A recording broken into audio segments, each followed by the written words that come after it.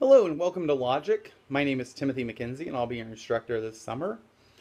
Um, to begin with, I want to talk a little bit about logic and, or at least, sort of the basic setup of the course or the idea of a summer course. To begin with, this is a summer course, and in the summer we have 8 weeks, but technically, we begin on a Monday and we finish on a Thursday. So really it's more like 7.5 because that last week is not a full, back to Monday week. So you have basically about 7.5 weeks of time to do what during the semester we'd have 16 weeks plus a week for the final exam or the final project in this class. And so we've taken what's 17 weeks and squeezed it into 7.5. And I typically teach logic in the spring, where a lot of times I encourage people to spend their spring break working. That's 18 weeks. So we've really kind of condensed this down into a very quick pace. Now, the positive of this, I think with logic is, one of the things with logic is you really need to put a time in and work the problems and study the material and do that. And I think sometimes when you have 3 or 4 classes and job and your children and everything else, that a lot of you I know have as personal things, maybe you're taking care of parents, sick friend, etc., that we oftentimes don't have the time. I think in an online summer format, you can kind of focus it a little bit more, and the shortened or abbreviated period doesn't make spending a couple weeks where you're really just focused on this course, as bad as if you had to do that for 16 weeks. And so it's kind of nice in that regard. But I do want to kind of caution you. I mean, it's very quick, it's very demanding, but that's kind of the way to be expected. In a lot of ways, I say it's very demanding. I think this course is, I think of all the philosophy courses we teach here at Lincoln Land, I think logic is probably the most difficult. That's not to say that it's ridiculous or horribly tough, but I do think it's one of our more difficult courses. There's a lot of material, there's a lot of ideas, there's a lot of different approaches to logic that we use, and so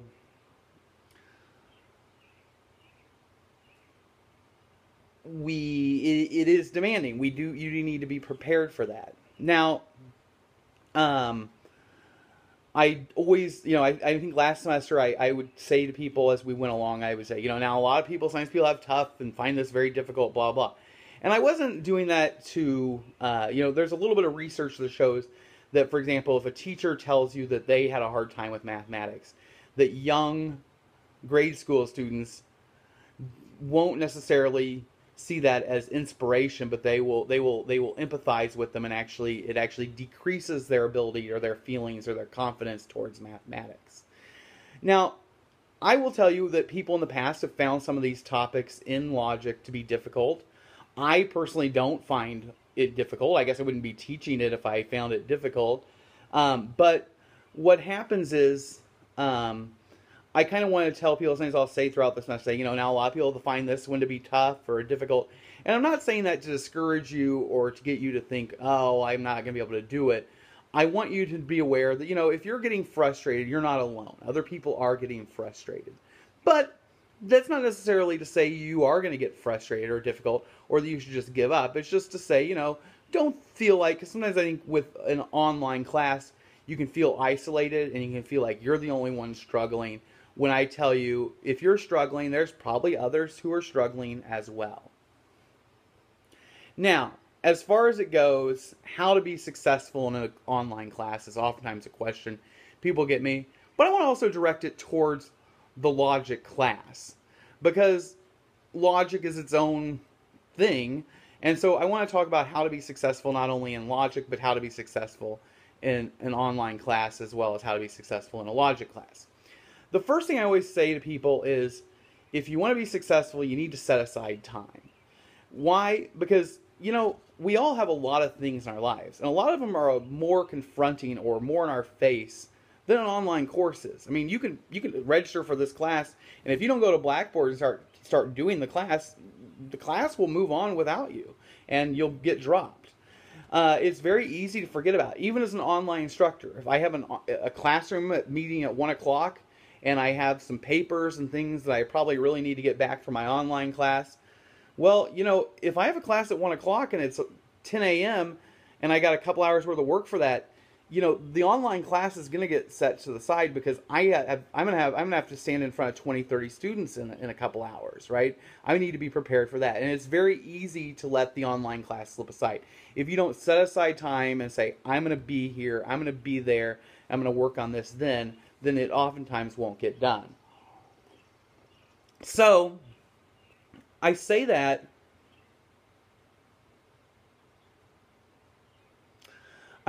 with the idea that of just telling you, don't just expect you'll be able to find time here and there between, your other priorities. A lot of us have kids, a lot of us have jobs, a lot of us have other classes, a lot of us have maybe parents that may be sick or significant others that are just demanding, etc.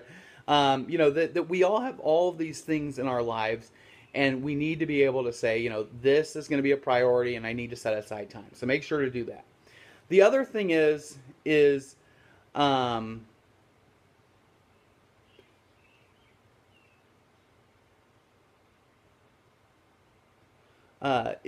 be able to ask questions. If you are having trouble or not understanding something, in a regular classroom, somebody else will raise their hand and say, I got a question, and you can kind of just piggyback or listen to the answer. But, if you're confused or the dates or something aren't right, and you think it doesn't look right, or you're not understanding when something's due, or you're not understanding how to do something, you can't just wait and rely upon somebody else to raise their hand, okay? And so you need to be proactive and ask me the question. Now, sometimes people say, they'll send me an email and they'll say, sorry for asking so many questions, sorry for doing this. And I would just say, you don't need to apologize for having these, for having questions. You don't need to apologize for that. That's my job. That's what I get paid to do. But if you're asking questions that are really simple, something like, what's my grade? Well, you should be able to look up your grade in the grade book. I don't need to give you that information. So that's my first thing.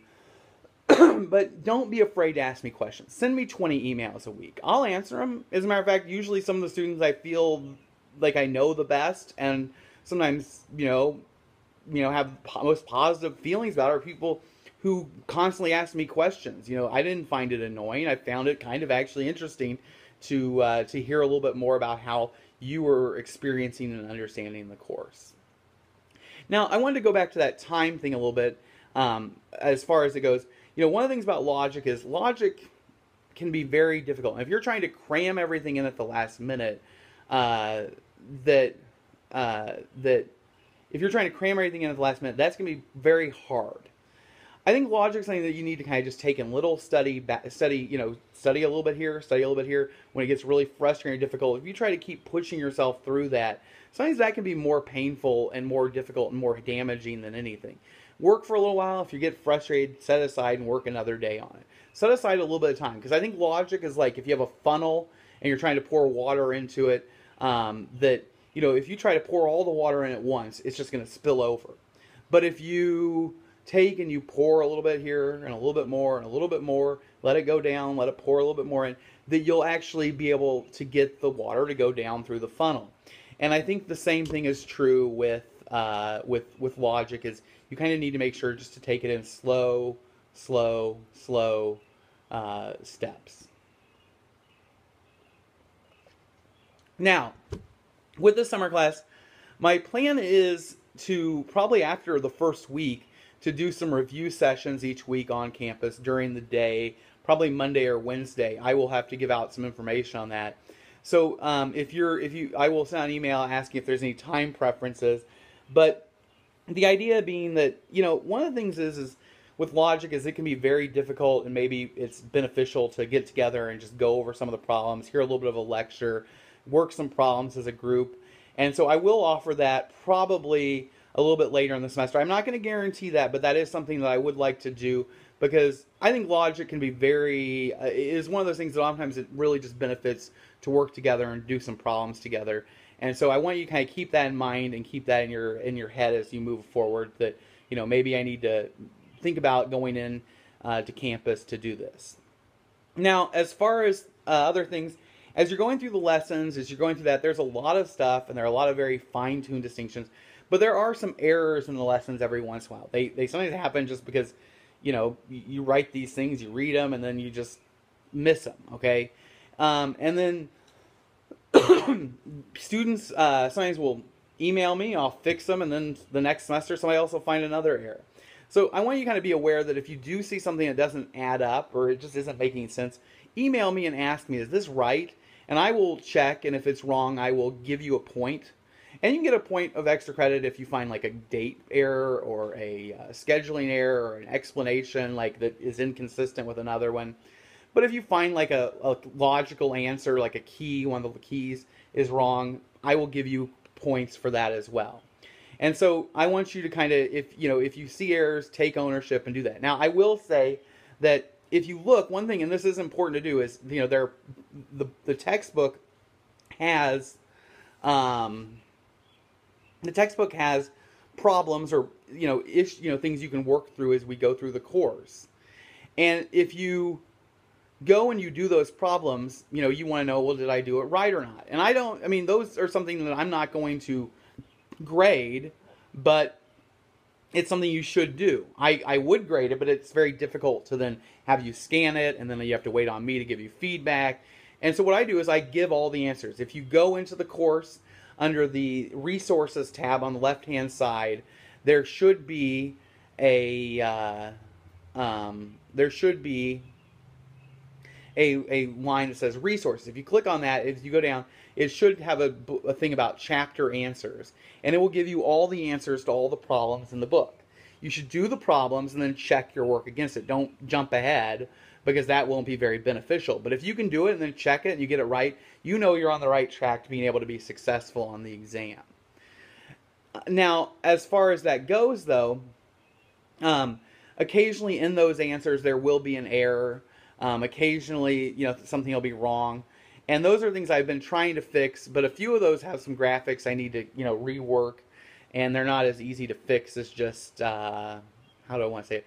They're not as easy to fix as just, just simply, going in and changing one word or something. It actually is going to take a little bit of reconstruction work.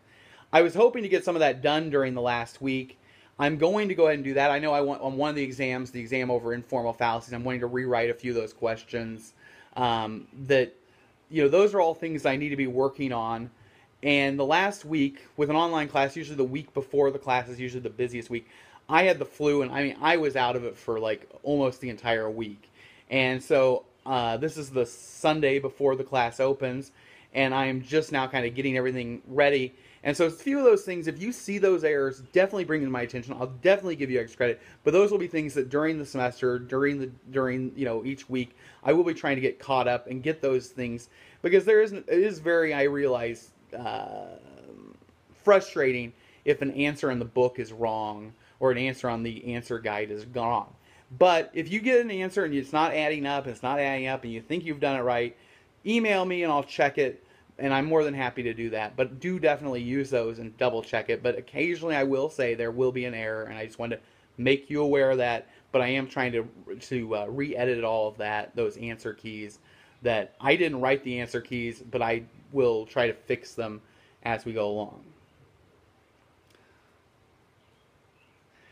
I think I'm going to stop here and make actually 2 videos. And so I will pause, because at 15 minutes, YouTube cuts me off. So I'll go ahead and stop it, and I'll restart it.